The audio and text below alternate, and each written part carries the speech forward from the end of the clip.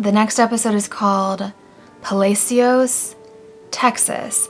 And this is the episode that ties in with the New York episode with the oil pelican born from Mr. Price's stomach.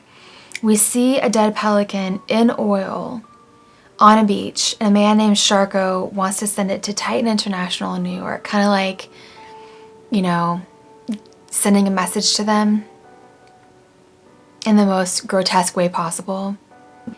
Well, Sharko is a fisherman who really cares about the ocean, and he goes and walks the beach and finds remnants of this oil spill. And one day he's walking on the beach. I should also mention that he was a victim of the oil spill as well. When they were doing a cleanup of the oil spill, he became dizzy from fumes and fell into acid, which disfigured part of his face and left him having to carry around an oxygen tank with him. One day he finds a stranded mermaid covered in oil on the beach. And the previous day, or earlier in the episode, he's at this like local place where all the fishermen gather to eat and drink and tell stories. And one of the fishermen tells a story of falling overboard and being attacked by mermaids. And when he sees this mermaid, he realizes, oh my gosh, that guy was probably telling the truth. So he struggles to take the mermaid, who is unconscious, back to his home, and he puts her in a bathtub. She eventually comes to and attacks him. She has very, very sharp, what looks like algae-covered teeth. And then to save himself, he throws a net over her and ties her up and puts her back in the bathtub. He goes to the store and gets her steak and feeds it to her raw, and brings the TV into the bathroom to hang out with her. And he watches these old episodes of shows that his dad watched. But he talks about how his dad came to the US and how his dad loved American culture and American TV. And so he's watching all these old episodes that his dad loved, and that now that he's kind of ostracized from society, and he's really kept himself away because of the way that he feels about himself after his accident. And he kind of romanticizes these relationships and these people and these shows. And he talks to the mermaid about that and romanticizes her and kind of falls in love with her and imagines that they're in a relationship like the relationships that he sees on TV. So he falls asleep and he wakes up to hear that somebody has gotten to his house. And he goes out to find a disgruntled ex-coworker who he has made angry because he has refused to let him make use of his boat while he cannot use it. And they get into a fight, and the man realizes that Sharko is not alone, and Sharko reveals that he has a mermaid in his bathtub. But he pleads with his coworker not to tell anybody, and they proceed to build a larger tank in the living room of his home to house this mermaid, because his coworker says, "Don't you know, you can't keep a mermaid in a bathtub." So Sharko's plan is to keep the mermaid at his home as comfortable as possible until he can return her to the ocean when the oil is gone. So we see that suddenly the mermaid magically becomes a regular human woman and the tank is empty. And she starts this relationship with Sharko. She thanks him for caring about her and for caring about the ocean, and apparently heals his face and his lungs. And they have this blissful time together alone in his house. But then their honeymoon is cut short because the other fishermen all show up in a gang at his house because his disgruntled ex-coworker could not keep a secret, and they're all struggling because of the ocean and the state that it's in. They can't make a living because of the oil spill, and they show up wanting to make money to get a share of this money that they think they can make by exposing this mermaid and that mermaids are real. But he chases them off with a gun. And when he comes inside, so when he went outside, he had his oxygen tank and his face was scarred again. So then you're like, okay, did he get healed, or is she have some kind of magic over him that makes him appear like he did before so that it doesn't raise suspicion with the other fishermen? Like, it's a little confusing, like what happened, what was just in his head. And when he goes back inside, the mermaid is in the tank again, but they're communicating telepathically. And he decides that he's going to jump in the tank with her. And then you see blood because she's attacked him. So that's the end of that episode. And at the end, I'm thinking, okay, was she in his mind this whole time? Did none of that actually happen? Was she just trying to get into his mind so that she can get his defenses down so that she can eat him, basically? Because I know that there's a lot of lore about mermaids, about how that they're actually vicious and they are magical and they can mess with your mind. So I guess that's what happened here. The next episode is titled Iron River, Michigan, and it's about two friends who are hanging out. It's kind of a classic story of two friends that are kind of opposites. One is a little bit more dominant and kind of takes advantage of the other. So we've got Elena and Lauren. Elena kind of takes advantage of Lauren, and she is very into her looks and obsessed with looking like the women who were victims of serial killers. They have a fight in Lauren's room because Elena wants to go to the White Woods. And we don't know if Elena wound up going alone or not, because she tried to get Lauren to go with her and Lauren didn't want to go. But we know that Elena goes and that she doesn't come back. We jump to 10 years later, where Peter, who was Elena's boyfriend, is now marrying Lauren. Lauren has seemingly taken over Elena's life. Elena's mom, who was distraught over losing her daughter, became very close to Lauren and started to view Lauren as a daughter. And Lauren even started calling Elena's mom, Mom. And through their shared grief,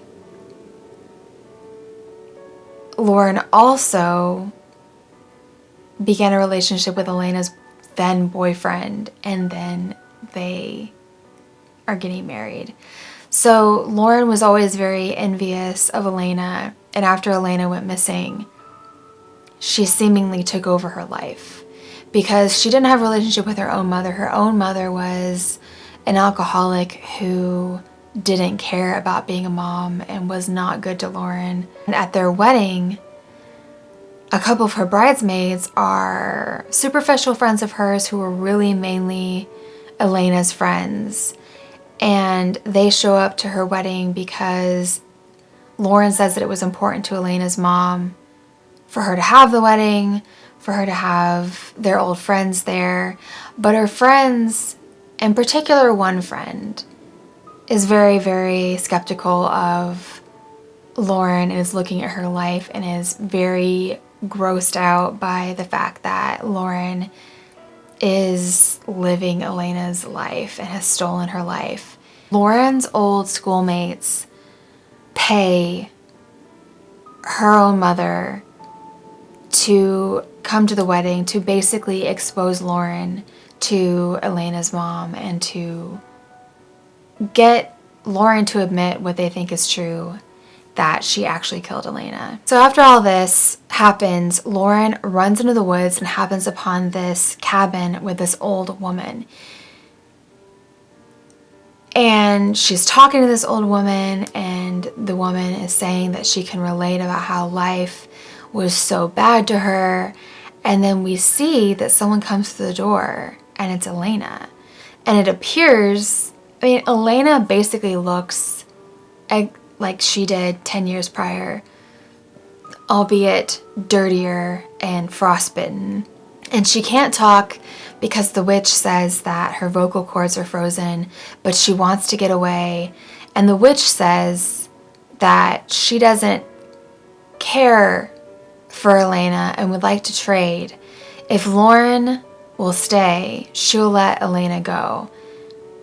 But then we see in the end that Lauren is walking away from the cabin and chooses not to trade herself for Elena. We see her walking away from the cabin, and once again, it's kind of ambiguous. We don't know if what she just saw was real, if Lauren or Elena is actually still alive. We have no idea if the old woman is real.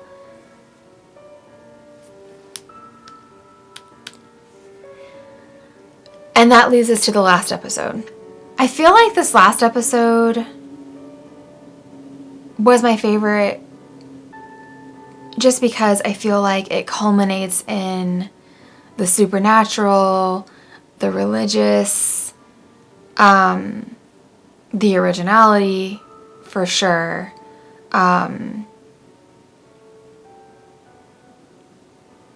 Was it my favorite? I feel like it's my favorite. A close second would be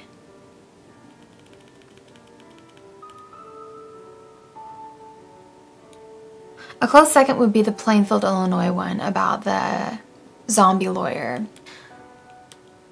So the last one is titled Newark, New Jersey, and we see balls of lights coming from the side. We hear these horns trumpeting, and we see a dark sky with clouds coming down and balls of light falling from the sky. And I recognize the lead actor, who is David Acosta from Evil, which is a show on Netflix, which actually, after this episode, I'm going to do a second part to my review of that show as well, because I finished watching those episodes and that's one of my new favorite shows. I love that show. So if you want to see that, then be sure to like, comment, and subscribe, and turn on notifications so that you can see that video and future videos if you want to keep up with new videos that I do. So he plays a character named Brian, and we see him buying a doll, and he goes to pay for the doll, but as the cashier drops the change, it freaks him out, and we're going to find out in the future why that is, and he runs out of the store. As he's walking home, he goes by a group of girls in a studio doing ballet, and he noticeably avoids looking at them. He goes home and wraps this gift for Christmas, but we realize it's not Christmas because his house is the only house that's decorated, and the tree that the gifts are under is dead. There is a giant mound of gifts around this tree. We learned that his daughter, Tabitha, was a ballet dancer, and she went missing 16 months prior to this. And when she went missing, he was taking her to a store, and she saw a dog outside of the store and asked to pet the dog. And he said that she could as long as she stayed close by. And while in the store making a purchase, the cashier drops the change, and he bends down to get the change. And in doing that, loses track of her, and she is stolen.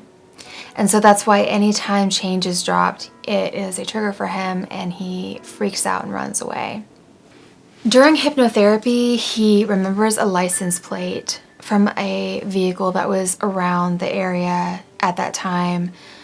But when they search, they realize that the owner of the car had been gone and either just parked the car there or somebody was borrowing the car. I don't remember, but they said that it wasn't a credible lead.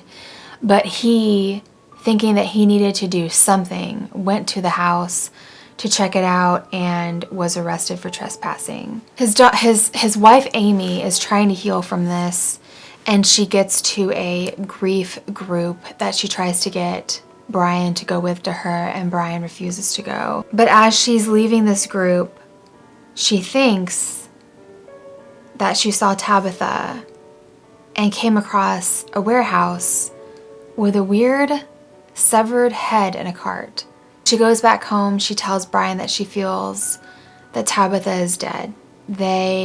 Brian goes to go into a drawer where he keeps dozens of Sharpies that I think the story goes that he was using it to fill in her shoes or something that kept getting worn. And she throws them away because she says that she doesn't feel Tabitha anymore, and she feels that she is gone, and she doesn't want to keep these reminders around her of her daughter. And Brian is really upset by this because he wants to keep things going. He wants to keep everything going as if to show if Tabitha comes home that they never lost hope, that they would find her. Amy reveals to I'm getting my show's characters confused. Amy reveals to Brian that she's been having an affair with the leader of the grief counseling group, or the grief group. And he leaves the house and goes to drink at this restaurant, and we see a familiar face. Tony pops up in not only her episode, but this episode, and also the third episode. So I think to myself, what is the significance of this character constantly popping up? Is it because she is the worst monster? Like, why? What is the significance of that? Why is she featured so many times? Tony tells him the story of how she bought angel blood from a dealer across the street from where she worked. Angel blood is what they were calling it, and it is from the angels that are falling from the sky. They both tell each other of how they lost their children. He's upset by the fact that Tony would just willingly leave her daughter when he's so desperate to get his own daughter back, and blames himself for looking away for that split second that she went missing. But Tony goes to start a new song on the jukebox after they've been dancing, and goes to the register to get change and drops the change. And again, this triggers Brian, and he runs out of the restaurant. But as he's walking, he thinks that he sees Tabitha as well and chases after her. And he sees this trail of brown Sharpies leading to this dumpster. And when he's looking through the dumpster, I'm thinking he's finally going to find Tabitha. But he comes across a whole wounded angel and picks her up and takes her to his home. And his wife is still there, and they put her on Tabitha's bed and try and help tend to her wounds. And they all fall asleep, and then the angel wakes up.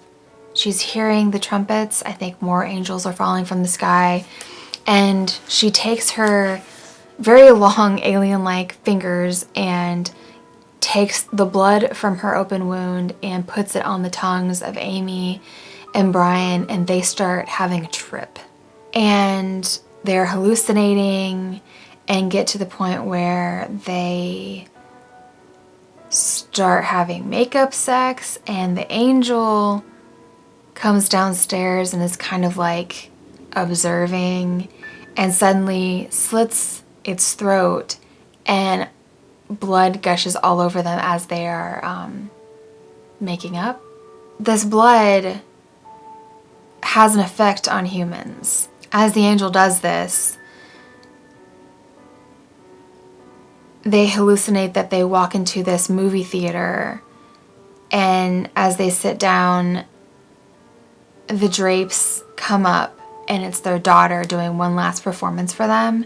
They think that the angel was there specifically for them to help them reconcile and say goodbye to their daughter and mend their broken relationship. So that's the end of that one. And overall, like I already said, I really like this show, which probably means there won't be a second season. Some people, this might go over their head, or it might not be as gory as they want, or action-packed as they want, or end the way that they would like for each episode to end. But I think it was very well done. I like the originality, and I'd like to see more. So if you saw this series and you've seen it to the end, what are your thoughts on it? Did you like how different the episodes were? What did you like about it? What didn't you like? What was your favorite episode? And like I said, I'll see you in my next video where I wrap up Evil. And until then, I'll see you in my next video.